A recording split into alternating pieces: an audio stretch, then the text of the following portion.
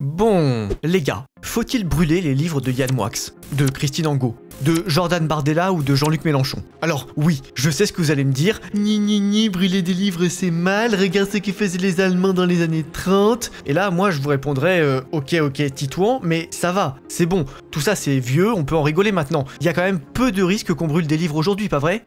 Pas vrai? Eh ben, en vérité, rien n'est moins sûr. Parce que si on ne se donne pas la peine de brûler purement et simplement les livres de nos jours, force est de constater qu'on n'a jamais déployé autant d'efforts pour caviarder certains textes, en rendre d'autres inaccessibles, réfuter ce qui nous dérange et faire taire les rumeurs qui ne vont pas dans le sens d'un discours inclusif et bienveillant entre guillemets. D'ailleurs, le phénomène est si général qu'il s'étend aussi aux films, aux magazines, aux jeux vidéo ou encore aux publications des réseaux sociaux, un peu comme si notre époque avait très peur, dès qu'elle prend la parole, de choquer l'une ou l'autre des minorités sensibles et qu'elle était prête à payer très cher pour empêcher ça. Et vous savez quoi? On vous avait prévenu. Et oui, dès 1953, un écrivain américain très connu, Ray Bradbury, il publiait un roman absolument prophétique, Fahrenheit 451. Dans ce texte de science-fiction, on suit les aventures d'un brûleur de livres professionnel qui va se retrouver, petit à petit, à...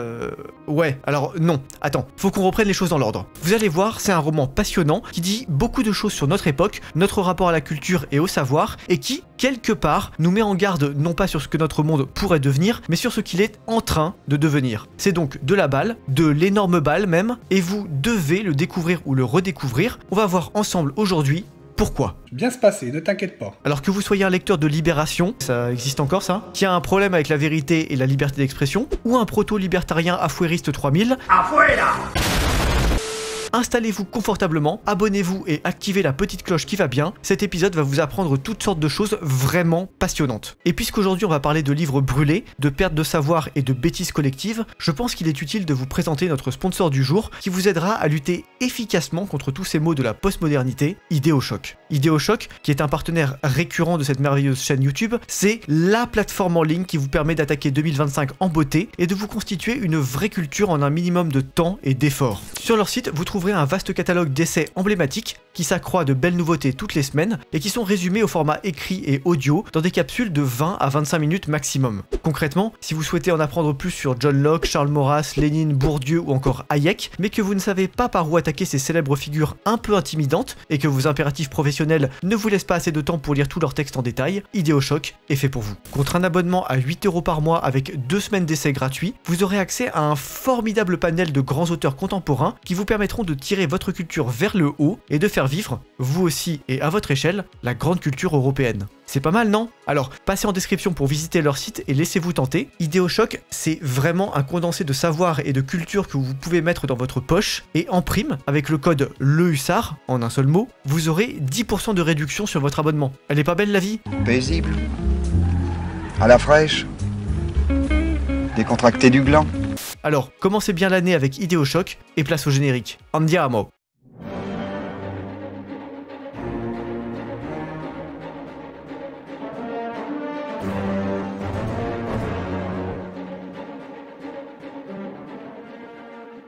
Bon alors comme je l'ai dit, reprenons les choses dans l'ordre. Fahrenheit 451 est donc un roman d'anticipation / science-fiction publié en 1953 et écrit par Ray Bradbury, un auteur majeur du genre dont on aura peut-être l'occasion de reparler sur cette chaîne tant sa biographie est une succession de bangers intercontinentaux. Ce livre, c'est l'histoire d'un pompier américain qui s'appelle Guy Montag et qui évolue dans une Amérique qui devait sembler futuriste à Ray Bradbury en 53 mais qui nous semblerait presque un peu dépassée à nous aujourd'hui. Concrètement, c'est un monde où les gens ont des home cinéma, des écouteurs sans fil, des voitures très rapides, des robots ou encore des appareils médicaux perfectionnés, mais ils n'ont ni internet, ni voyages spatiaux, ni formidable livre de l'âge hiberne, c'est dire qu'il manque donc un poil de technologie pour égaler notre époque.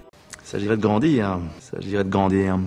Mais si l'Amérique imaginée par Ray Bradbury ne colle pas tout à fait à la réalité que l'on constate de nos jours, je vous rassure d'emblée, là n'est pas l'intérêt de ce livre, parce que l'intérêt de ce livre, il est avant tout philosophique, vous allez voir. Le personnage principal de cette œuvre, Guy... Comment ça se prononce?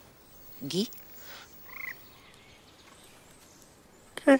Il est, comme je vous l'ai dit, un pompier. Mais un pompier dans l'univers de Fahrenheit 451, c'est pas quelqu'un qui éteint des feux, mais quelqu'un qui les allume. Et pourquoi allume-t-il des feux? Oh bah, c'est simple, pour brûler des bouquins. Oui, vous avez bien entendu. En fait, hormis les manuels techniques, les bandes dessinées Garfield et les revues coquines, les livres sont purement et simplement interdits dans le monde de Fahrenheit 451, et comme les maisons sont toutes recouvertes d'un vernis ignifuge, il n'y a plus de risque d'incendie domestique. Les pompiers sont donc reconvertis en censeurs. Alors, ceci étant posé, au début du roman, Guigui, lundi en allemand, c'est un pompier tout ce qu'il y a de plus normal qui partage sa vie entre son boulot d'inquisiteur moderne et sa vie conjugale complètement morne avec sa femme Mildred, qu'il appelle Millie, une greluche 4/10 remarquablement sotte, dont le cerveau de linotte et le QI de palourde ont été terriblement abaissés par la télévision, qu'elle regarde 15 à 20 heures par jour dans une pièce spécialement aménagée pour ça, comme ce qu'elle est, une bonne femme au foyer désœuvrée du Midwest. En somme, tout va pour le mieux dans le pire American Dream au Roland de French Dream postmoderne possible, et Guy coule de paisibles jours sans se soucier de rien. Pourtant, vous vous en doutez sinon il n'y aurait pas d'histoire, une série d'événements vont graduellement chambouler la vision du monde de notre modérateur Facebook Pyromane. D'abord, un jour, en rentrant du travail, il fait la rencontre de Clarisse, une jeune adolescente des environs. Contrairement aux autres adolescentes de son âge, Clarisse aime assécher l'école pour observer les gens et la nature. Et il me dit ça, moi, qui suis un protecteur de la nature et tout. Se poser des questions et méditer sur l'existence, toutes sortes de choses qui sont maintenant proscrites pour le bien de tous. Et Guy. Loin de se formaliser devant l'attitude de Clarisse, il va petit à petit sympathiser avec elle à mesure qu'elle lui inflige une série de red pills totalement bouleversantes sur sa vie. D'abord, elle va lui faire prendre conscience qu'il n'est pas heureux, même s'il ne peut pas dire pourquoi. Ensuite, elle va lui faire prendre conscience qu'il n'aime pas sa femme, même si, jusqu'ici, il ne s'était même pas posé la question. Et enfin, elle va lui faire réaliser que s'il connaît Mildred depuis 10 ans, ni lui ni elle ne se souviennent où ils se sont rencontrés et dans quelles circonstances. En somme, ils n'ont tellement rien à se dire, ils sont tellement osef l'un pour l'autre qu'aucun des deux n'a retenu cette information. Bon, et puis une fois que Clarisse a fait réaliser tout ça à Guy, elle disparaît. Comment ça, mon ref? Alors, on ne saura pas vraiment ce qui lui est arrivé, mais soit le gouvernement l'a capturée, soit elle est morte dans un accident de la route suspect, mais en tout cas, sa famille n'habite plus à son adresse habituelle. Bon, alors déjà, ça, vous vous en doutez, ça chamboule pas mal notre ami Guy, et le fait que les gens autour de lui, et notamment sa femme, ça leur en touche une sans faire bouger l'autre, cette histoire de gamine qui disparaît, ça renforce encore, paradoxalement, l'effarement de Guy. Et puis, en parallèle de cette histoire, notre ami va vivre deux autres expériences assez déplaisantes. Déjà, à sa caserne de pompiers, il croise ce qu'on appelle un limier. Il s'agit d'une sorte de robot à mi-chemin entre un chien et une araignée en acier, qui est capable de courir des heures sans se fatiguer à la recherche d'un criminel, de le pister avec son odeur si ténue soit-elle, et de l'anesthésier avec une seringue de 10 cm qui lui jaillit de la gueule. En somme, c'est une machine à appréhender des suspects, comme des trafiquants de livres par exemple, et cette machine s'avère en réalité, disons, semi-consciente. C'est-à-dire que c'est un robot quoi, mais avec une vraie capacité presque surnaturelle à sentir si quelqu'un est suspect ou trame quelque chose d'illégal. Et depuis quelques jours, chaque fois qu'il se radine à la caserne, Guigui se trouve confronté à l'hostilité latente de ce robot sans bien savoir pourquoi. Il en parle à son supérieur, le capitaine Beatty, qui lui demande, l'air mi-amusé, mi-suspicieux, s'il a quelque chose à se reprocher. Et de là, les deux hommes finissent par discuter de l'origine des pompiers modernes. Mais soudain, c'est l'irruption dans le récit du dernier élément qui va définitivement faire vriller Guigui. Appelé pour allumer un incendie dans un grenier plein de livres, il assiste, impuissant, au suicide de la propriétaire, qui préfère s'immoler par le feu devant les pompiers plutôt que de les laisser détruire eux-mêmes ses livres et l'emmener à l'asile. Horrifié, terrorisé par ce spectacle abominable, Guy se réveille malade le lendemain matin et décide de ne pas aller au travail. Vers midi, comme le Gus n'a pas donné signe de vie depuis des heures, le capitaine Beatty s'avise de venir voir si ce glandu a bien la gastro du futur qu'il prétend avoir, et il comprend vite, en parlant avec notre Guigui national, que c'est le PTSD de la veille qui l'empêche de se lever. Il va alors avoir avec lui une grande discussion sur la véritable origine des pompiers, qui est en fait une mine de red pill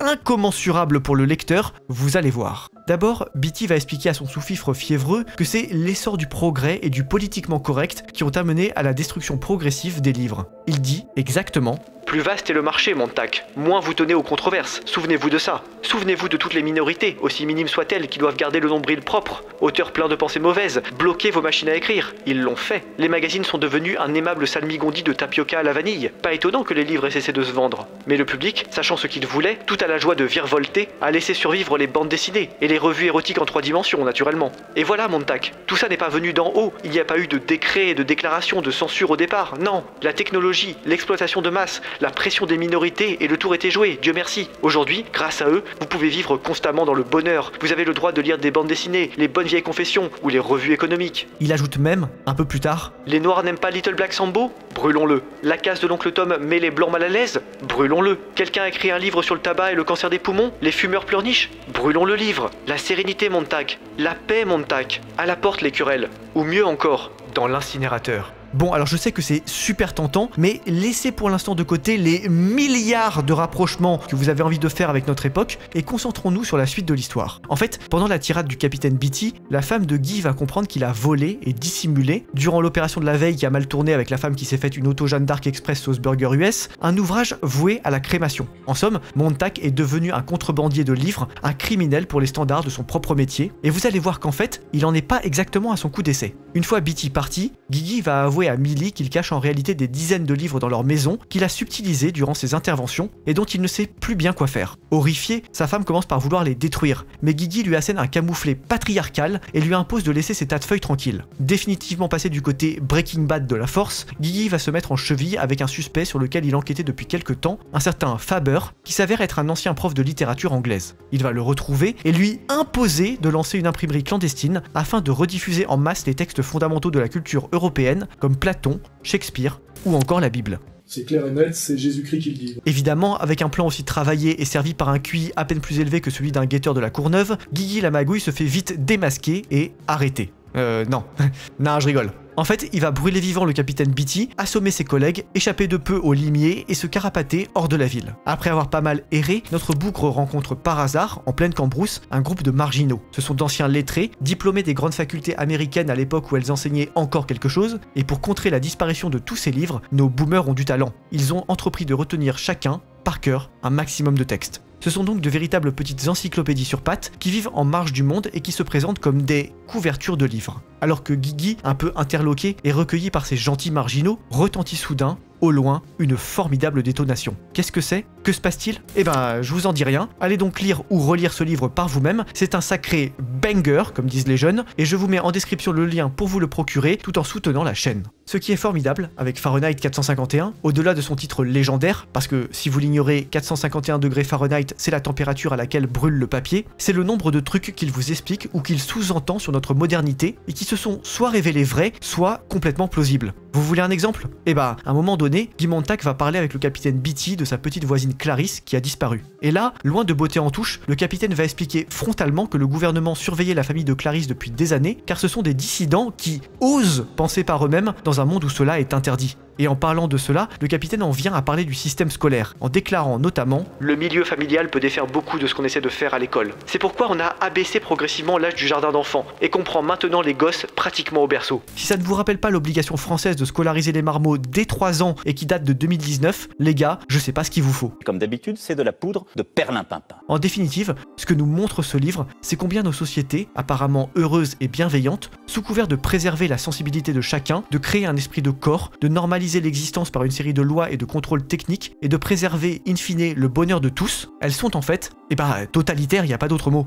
Et précisément, ce ne sont pas des sociétés qui ont l'air répressives au premier abord, comme en Italie, en Allemagne ou en Espagne autrefois. Et c'est précisément ce qui les rend dangereuses. C'est en fait une dictature de la bienveillance, où toute opinion un peu dissidente, toute contestation de l'amusement et toute entrave au flux de dopamine permanent qui berce les PNJ sera marginalisée, criminalisée et attaquée par le gouvernement ou ses vassaux les plus serviles. Et quand on voit l'importance des plateformes de films, des livres de gare ou des mensonges journalistiques dans notre étrange 21e siècle, on ne peut que le reconnaître. Ray Bradbury, avec son roman allégorique, il était étrangement prophétique. En somme, rien n'a jamais été plus fragile, aujourd'hui, que le véritable droit de blâmer et de contester l'ordre établi. Et justement, si vous aussi vous avez envie de contester les discours bien pensants et aseptisés de notre temps, je vous propose de passer faire un tour à La Giberne, la maison d'édition du Hussard, pour bien commencer cette nouvelle année. Si vous faites un tour du côté des 2 tomes de l'Hydre, désormais disponibles, vous verrez qu'on peut tout à fait critiquer certains aspects de notre société tout en s'amusant bien, c'est pas incompatible, tandis que si vous voulez réfléchir au caractère mortel des civilisations et aux abus des régimes autoritaires, Pays Réel vous plongera dans une France futuriste et corrompue, tandis que Les Noces de Terre vous montrera la sordide réalité d'un commerce de cadavres dans la Chine communiste. Bref, comme vous le voyez, c'est du très lourd, alors passez prendre votre exemplaire, tout particulièrement si vous habitez hors de France, parce que malheureusement, la Poste va drastiquement augmenter ses tarifs au cours de l'année vers l'étranger, donc profitez-en tant que vous pouvez gratter des frais de port vraiment doux. Mine de rien, on n'en parle jamais, mais les frais postaux, ça devient aussi une autre forme de censure. Alors prenez la vitesse et visitez La Giberne. Fuego et conclusion. C'est un top produit à condition d'en prendre 8 ou 9. Faut-il brûler les livres de tel ou tel auteur ou de tel ou tel homme politique? Eh ben en vérité non. J'aime bien rigoler là-dessus dans mes épisodes de cours martial, mais bien évidemment je suis contre la censure des textes, et tout particulièrement contre la censure des textes classiques, rédigés à une autre époque et dans un autre référentiel de valeurs. Alors, pour comprendre combien la liberté d'expression est fragile, lisez donc Fahrenheit 451 et validez le gros chat Bradbury, il le mérite bien. Et puis, passez aussi visiter le site d'Idéochoc, c'est un bon moyen de lutter contre la crise d'aptérisme de notre civilisation. Allez, sur ce, moi je vous dis à très vite pour une nouvelle vidéo, et d'ici là portez-vous bien. Allez, rompez les gars.